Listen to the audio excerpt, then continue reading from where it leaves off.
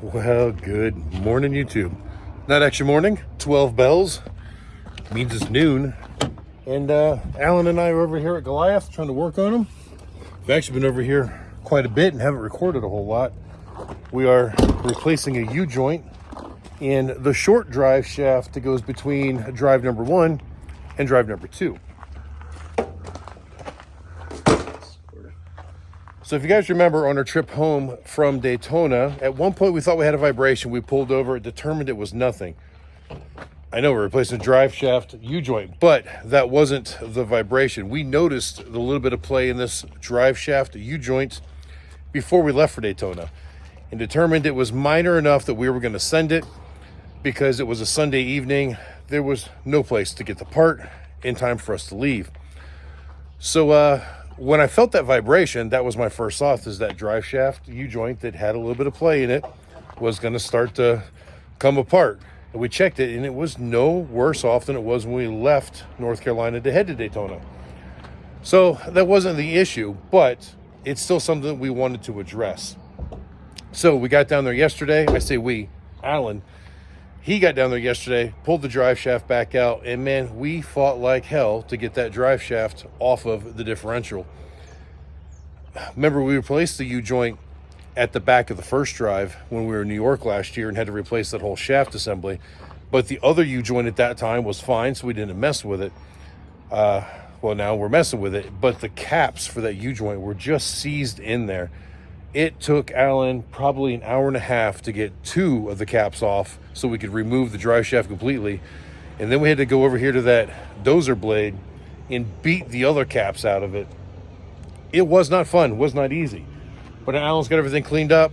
We're gonna throw this other U-joint in there and put the drive shaft back in. We got a little bit of time to do this because today Alan flies out this evening. It's noon now. I've got to have him at the airport. His plane leaves at like 20 after 5. It's an hour and a half drive to 2 hours to get to the airport, and it needs to be there a little bit early. Chattanooga is a small airport. You don't have to be there like 4 hours early, but I like to get him there at least 30 minutes early. So yeah, we got to get this done. There's a lot more we're doing on Goliath. I even got a new air filter, so on and so forth. But yeah, we just got to get this done. So while Alan is down there doing the final assembly on that drive shaft, I went to go put the new air filter into the air filter housing. See, the old one wasn't terribly bad. We see that rustiness on top? Well, inside was a lot of rust. Not so much of the side walls, but down in there on the base was pretty rusty. So what I did was got in there and scrubbed it out really good. And then I decided, you know what, I'm gonna treat it with some grease, and that way it'll kind of protect it from rusting further. But then I remembered, Amsoil NC. This stuff is like a surface protector. It sprays on, then when it dries, kind of like a wax. I used to use this as a chain protectant for years on motorcycles before Amsoil actually came out with a chain specific lube. So a couple of bare spots of metal in here where you see where the air filter housing was rubbing. So I just sprayed them down, and like I said, it's almost like a Cosmoline. Any of you guys remember Cosmoline? So yeah, I put a big coat of that on there. That should help prevent it from rusting any worse, and also will help promote seal at the bottom. I think I'm also going to spray some around all of these studs that stick up. As you see, they're kind of rusty. I'm probably gonna hit them with a wire brush real quick, and then just spray them with that. That'll help keep them from rusting any further.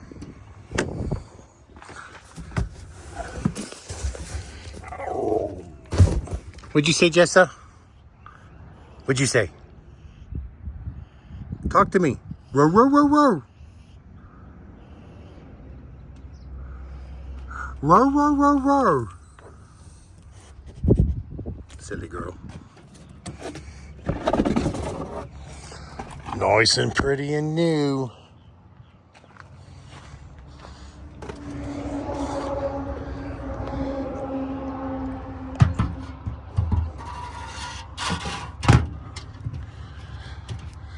Pretty simple install. All right, and the new air filter even comes with a new gasket for the hat assembly that goes on it. So we're gonna go ahead and get that put on.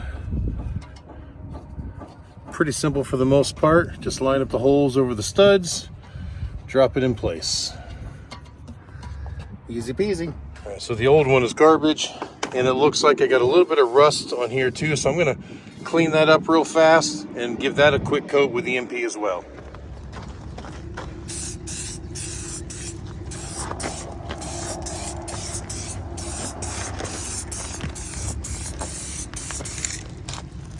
All right, so now put that cap back on. You know, and someday I want to get a new one of these. You see there's a little bit of rust on that one edge of the lip. And we spray painted this years ago, but some of the original yellow, the Goliath was, is showing through. So I take that rusty part and I put it kind of inboard towards the cab. That way you don't see it from the outside.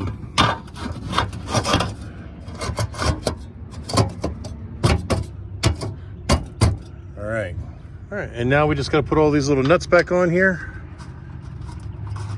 and torque them down to 8 foot-pounds.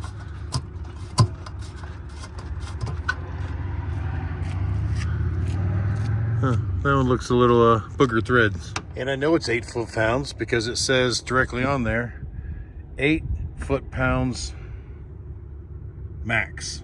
I think every bolt should have the torque rating. Bolt, just printed right on it. That would be awesome.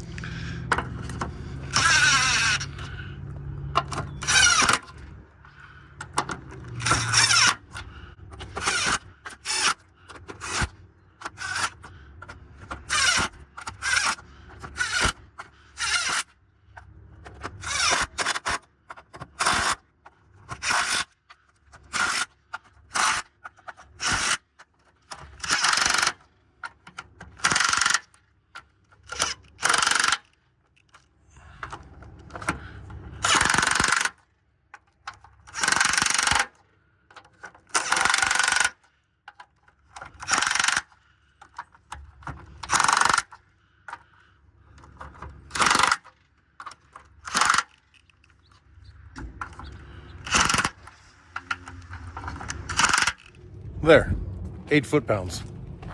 All right, 40 minutes later, air cleaner's all back together, cleaning up tools. Allen is done underneath the truck. The drive shaft is back in. Call it a job complete. Nice and tight underneath, eh? Everything's good and snug, sir. Guys, and with all that done, we decided we got to get the Street King back over to the shop. An issue occurred on the last night at Daytona where the lever that comes off of the shift shaft that comes out of the transmission, it's an aluminum lever and it's splined onto the shift shaft. Well, it has stripped out, so we cannot shift it.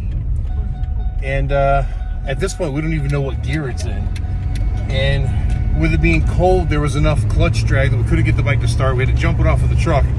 So Allen is riding it back to the shop, not knowing what even gear it's in. Luckily, it was one where he was able to get started and not stall the bike.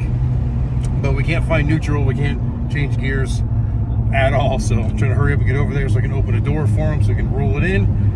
Because even pushing it is hard. There's just enough clutch drag that even with the clutch pulled in and the bike not running, pushing it is, it's a workout.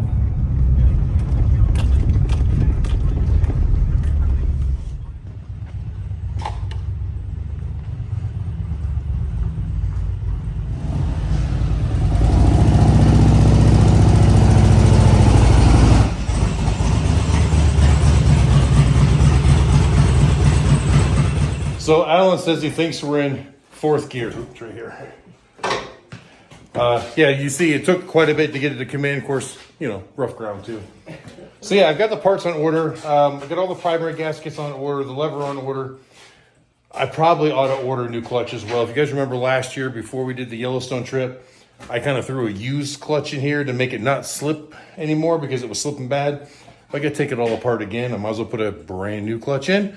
So yeah, get this up ordered, and that will be a video coming up in the near future, most likely.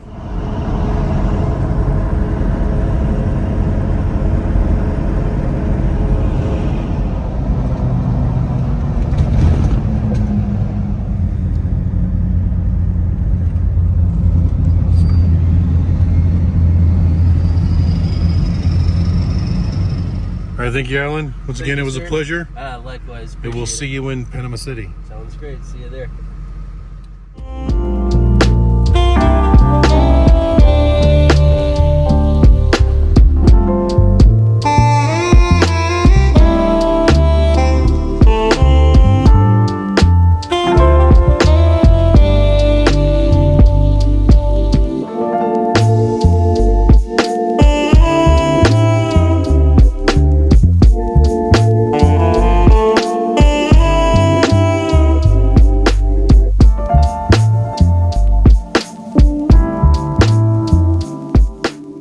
All right, guys, back out here at Goliath the next morning after dropping Alan off at the airport yesterday evening. And the project for today is I want to replace the air compressor on Goliath. It's been leaking oil for a while now through the intake. So that tells me that the internals are going bad. And it's been working like that for a long time, something I've been kind of putting off. It hasn't actually failed. But yeah, it's time to address it.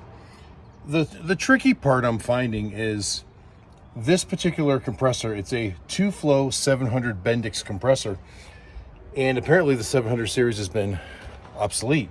They now make a 750 series. I think it's a different style flange. I don't know whether they can use that new series or not. Apparently there's only one of these two-flow 700s in the country. We've located it. They want like $1,200 for it, and I can go to the 750 for like $600. The 750 actually puts out more air. It will have to work less hard. So I'm trying to verify that I can upgrade to the newer model without any complications. But it covered oil, so I cleaned it up a little bit. I'm going to go ahead and get rid of this alternator right here for the moment. It's not being used right now anyways. It was part of the original house configuration on Goliath. I believe it's 24 volt. It was charging a 24 volt battery bank. And we're not using that 24 volt battery bank anymore. So this has been disconnected for years. No belt on it, no wires to it. It's just been hanging there. But it's kind of in the way to get to some of this stuff. I think I can clean it up, get more access if I just get rid of it. So right now I'm in the process of unbolting that, getting it out of here. So on top, it's a simple, adjuster with the bolt that tightens it down. But down here, they've used like longer studs with nuts on both sides to be able to get it centered where they want it. A little bit complicated. I guess it would have worked. Probably not the way I would have done it. I would have probably put a spacer of some sort in there. But this achieves the same goal. But trying to back the nuts off so that I can pull these threaded parts out. That way I can get the whole thing out of here. Proving a little bit challenging. All right, so with this lock nut loosened up and this nut off, I'm thinking I can slide this back to disengage from there. And then I can slide the compressor back to disengage off of this one. Once I remove that bolt, let's give it a try. I've already got everything loose. Well, not exactly smooth as I planned. Had to pull this one all the way out. But like I said, once it was loose, these things just move around. I was able to just pull that out the front. Looks like this bracket's only held on by these two bolts and maybe one or two through the front. And you can see that's a custom homemade bracket to make this work. But I'm going to go ahead and take that off as well. I can put this whole assembly back together the same way it came off. That way, if I ever decide to put it back on, it will be in the same exact manner that I took it off. That way, if it's years from now, I'll remember exactly how it went on. All right, there it is, all bolted back into the bracket, completely removed from the engine. And this I'll go put in the back of the Excursion, and I will just take it over to the shop. There's no reason to keeping it in Goliath. Now, I may put this back on someday because, like I said, it charged the house batteries. If I'm not mistaken, it was 24 volt. I don't know whether it's any good or not anymore. I think I remember trying to test it once years ago and there was no voltage coming out of it. So I will probably actually go drop it off at the armature shop, have him go through it and decide whether it's worth rebuilding or not. And if it is, maybe I'll rebuild it, even though right now I got a 20 or a 12 volt battery system in the truck, not a 24 volt. Maybe I can have them change it to 12 volt with a higher amperage, and might recharge those batteries a whole lot faster when I need it to. Or maybe I'll keep it at 24 volt and save it for later. I don't know. I'll have that discussion with him. But either way, it really cleaned up this area. Now I put all of the bolts back in for that bracket into the engine, and I even put anti-seize on them because some of the threads were, a little bit ugly or whatnot. Torqued them all back down so that everything's where it needs to be, should I ever put that back on. All right, so now back to the situation at hand. Is this compressor can come in multiple configurations, and that's what I'm trying to see whether I can convert it to another one. So as we sit now, the air compressor, somebody's getting it. The air compressor sits here. It's got a 4-bolt flange that bolts to this intermediate kind of a gearbox looking extension, and it has the 6-bolt typical Detroit flange on it. My fuel pump sits right above it, and it's got like a 5-point flange thing there as well. This compressor is hard to find, but I can find them with this flange on it, relatively inexpensive. So I don't know whether I can remove that intermediate shaft and move the compressor back up against the front cover closer. That would obviously interfere with the fuel pump, but the 750 series compressors have got the spot just like here where you can mount the fuel pump down here to the compressor. So that would get relocated down to here. This would get moved back in further. I think that would actually clean things up a whole lot more in this area as well. Now, because I'm in here, I'm going to replace the fuel pump as well, and I'll probably replace all these fuel pump lines. I mean, they're steel braided, they're heavy duty lines, but they're really old. And I have no reason to believe that any of them are going to fail anytime soon.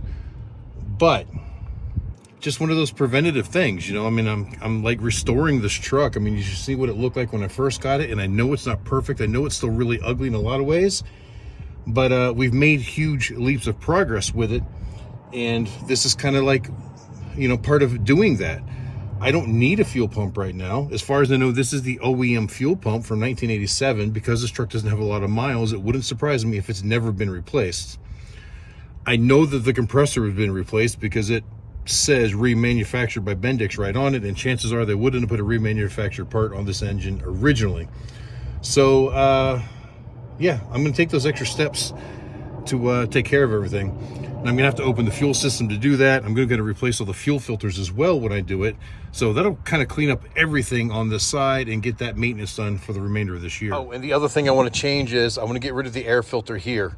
I see in a lot of trucks, including my Kenworth over there, that the air intake for the air compressor is more of a 1/2-inch line, and it goes to the intake manifold rather than a breather. There's an embossment in this intake manifold right here. It is not drilled, so I will have to drill it and tap it. I think I can open this up right here. I could shove some rags down in there and even a shop vac and suck out any of my shavings without having to remove the actual intake manifold. But then I can plumb that right to there. That'll get rid of this air filter. It's one less maintenance item I got to worry about, because I do replace this filter here about every 2 years. And it just, well, I mean, look, that's like 2 years, and it's just gotten destroyed because of the heat and the oil leaking out of it. So we're going to fix all of that, but that'll clean up this area too. There'll be one more hose here, but one less maintenance item. And from what I'm understanding, that actually would make the air compressor a little bit more efficient anyways, because now the filtered air for the compressor is actually coming through the main air filter for the engine. But this is post-turbo, post-intercooler, so there's actually boost pressure most of the time when you're under load anyways in this intake manifold. So when you're already compressing the air before you put it into the air compressor technically has to do less work. It should build pressure faster when it needs to and make the compressor last longer because it won't work as hard. And I cleaned this up before we started this, but yeah, you can see that there's a lot of oil residue here. It actually looks like it's all coming from this fuel pump flange here. So there's no oil above it on the block, but below it and below the compressor are oily. I know the compressor's leaking, but it looks like this is leaking as well. So that should really solve one of my major oil leaks. So another thing I am going to focus on as we do this is air dryer.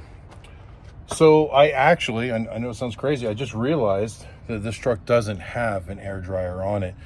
There is a tank right down here where I drain the water and everything out after each trip, but I actually thought that was the dryer. But as I looked closer at it and I showed some pictures of it to parts house guys and everything, like, no, that's just an air tank. So that's like the primary air tank, and then there's 2 other air tanks.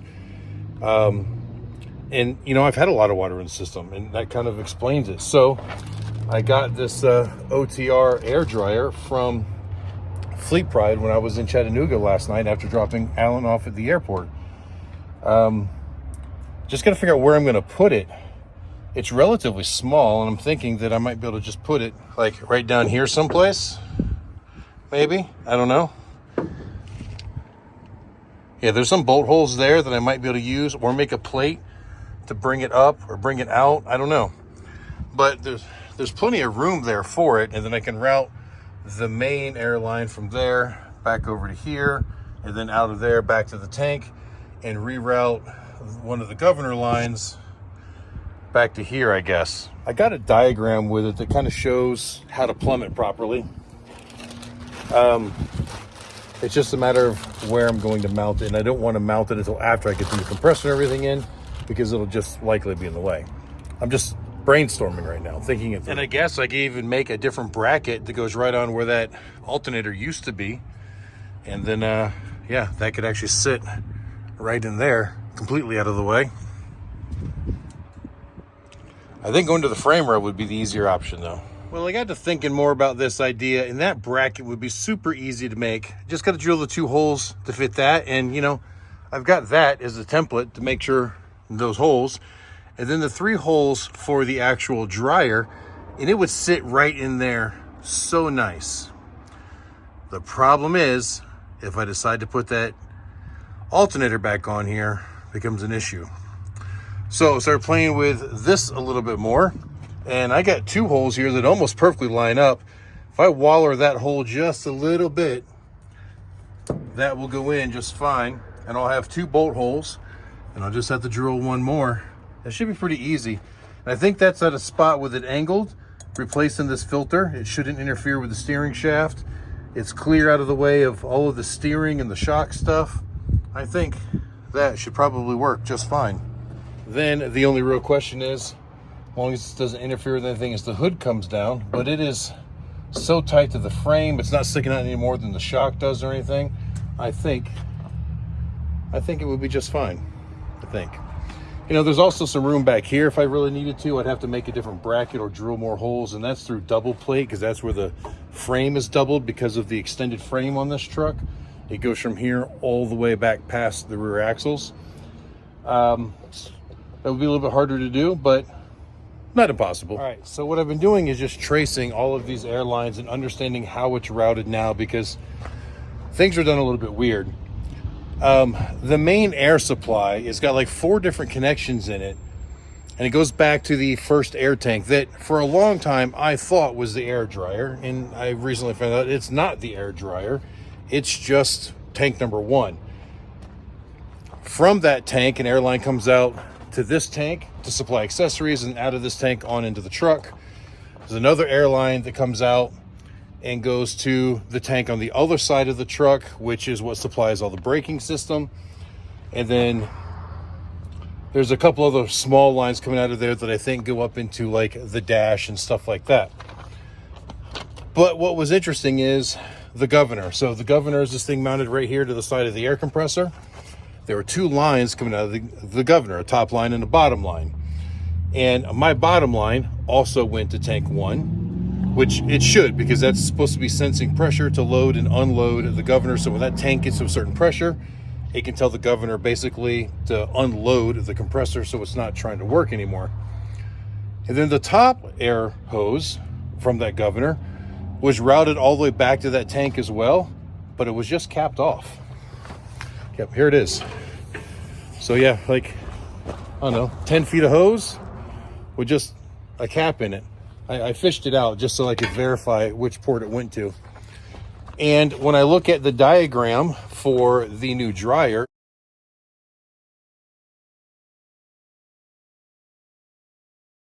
that's the line that should go to the dryer to actually purge the dryer and spit the water out. So at least now I've got a good understanding of how this is all going to work when I put it back together. And well, just been kind of complicated. I'm going to try to clean some of this up. I might even just go buy like a spool of new hose and just redo all of this so it's nice and neat, and maybe in the fuel lines too. I don't know. This is like a really good steel braided hose with crimped ends. I don't have a crimper, but I could probably get our local shop to do them for me. Maybe I can cut them all to length and just have them all cut the or crimp the ends on for me, whatever. I don't know, but at least now I've got a map of how it all works on this truck, and I've got a plan for putting in that dryer, which should cure some of the problems with some of this. I don't know. Oh guys, this has been a complete pain in the butt. So here's where I'm at. In order to find out if the new way I want to set this up will work, I needed to kind of get it apart to see how things were configured. So I took out the bolts that held the air compressor to this like short stub extension. There are only 4 bolts that hold this flange to this piece. They're all out. and I still can't get that air compressor to move one bit. So I decided I'd go ahead and try taking it off here. But to do that, I need to get the fuel pump out of the way first. Now, the 3 bolts that actually held the fuel pump assembly onto this plate via this flange here were a pain in the butt to get to, because the way the fuel pump is shaped, it flares out. So you can't get on it with a socket. Even the shallowest of sockets wouldn't work. I couldn't get on it with a ratchet wrench because the head of the ratchet wrench was too big to fit in between the head of the bolt and the body of the fuel pump. So it was really just a wrench and like a 1/16 of a flat at a time, and then flip the wrench over. And at the end, I had to switch between wrenches, one angled and one straight, to get it. And the very last bolt was so loose, it was wiggling at the end. And if I vibrated it, I could actually get it to tighten itself back up, but I couldn't get it to come out that last little bit. And I finally got it, just pain in the butt. And then I could get to these 5 bolts, and this, like, you know, it's kind of like a, well, I really hate to call it a pentagram, because it's not upside down, one, but it's, yeah, it's almost like the old Dodge logo. Anyway, I got it off. At least I can see how that gear goes. I'm really surprised at the drive for the fuel pumps, not what I expected. So I've seen other Detroit 60 series have like a 3 rotor piece in there to drive it, and this one only has like the 2. So that's not what I was expecting at all. And if I had said it before, there is an air compressor that will mount directly to this front cover without this intermediate piece, and then the fuel pump can actually mount to the end of the air compressor. That would actually clean all of this up a lot and make a lot of this stuff a whole lot easier to get to. I just don't know if it will work with what I've already got, and that's what I'm trying to figure out. So I'm pulling it apart so that way I can look at what type of gears I have, what kind of drives I have, so I can make sure that the new parts will mate up to it. You know, and thank goodness, you know, the daylight savings time kicked in last week, because it's already like 6:15, but luckily it's still plenty daylight. Katie and I had originally planned on going out to dinner tonight, but yeah, I think we're going to put that on hold so we can get this apart. The weather's going to be absolutely terrible tomorrow and on Sunday, so I want to get all this done as much as I can, get this closed off and get this hood down so that I don't have to be up here trying to work in the nasty weather.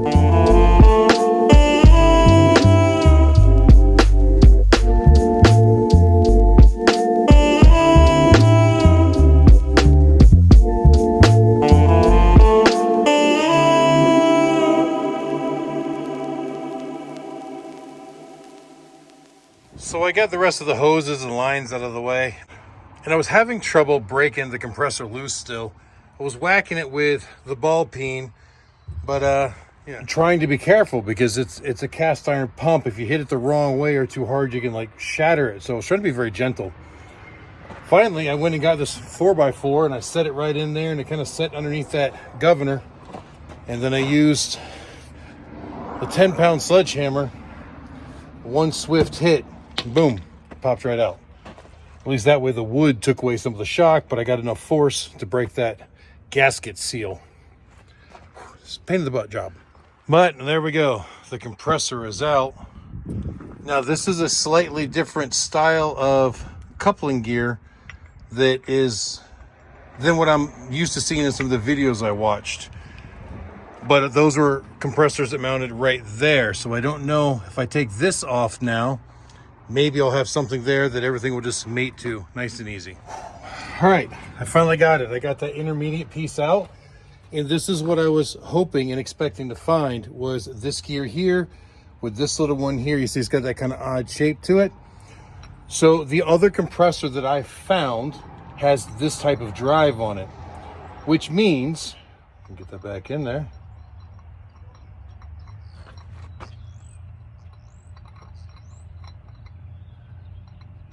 I can't get it back in.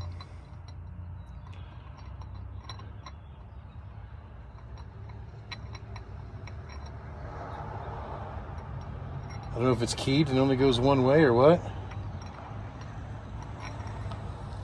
Where was I? Yeah, so anyway, the other compressors that I found, which is actually a higher volume compressor, and it's a common compressor, not this hard to find one, it has this type of mating hardware. This gear, this little spline that goes right into the backside of the power steering pump. Here is the drive gear on the front of the engine.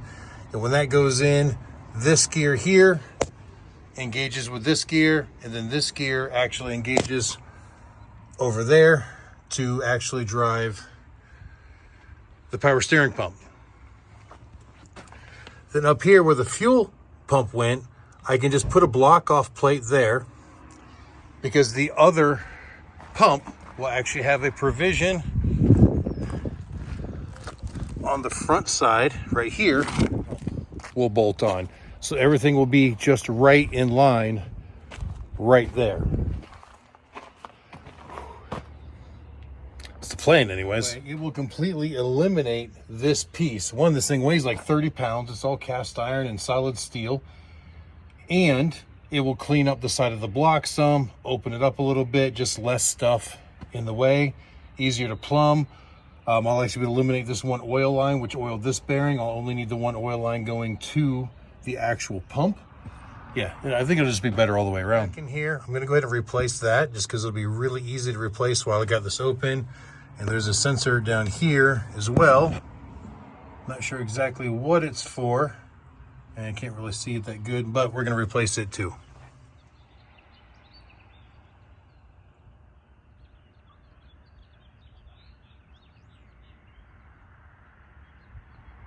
All right, but as you can see, I am getting ready to lose my light, and I haven't had any lunch or dinner or anything. I think this is taking me about 5 hours to get this apart. A little bit longer than I expected it to. But anyway, I still got a crap ton of tools I got to pick up and put away. I got a lot to do before it gets dark. So we're going to close this video here. I want to thank you for watching. I hope you enjoyed it. If you haven't liked the video yet, please do so. If you haven't subscribed to the channel yet, please do so. It really helps. Trying to reach 30,000 subscribers by the end of the year. And hope you guys enjoyed it. Thank you very much. Until the next time I see you, keep those engines running.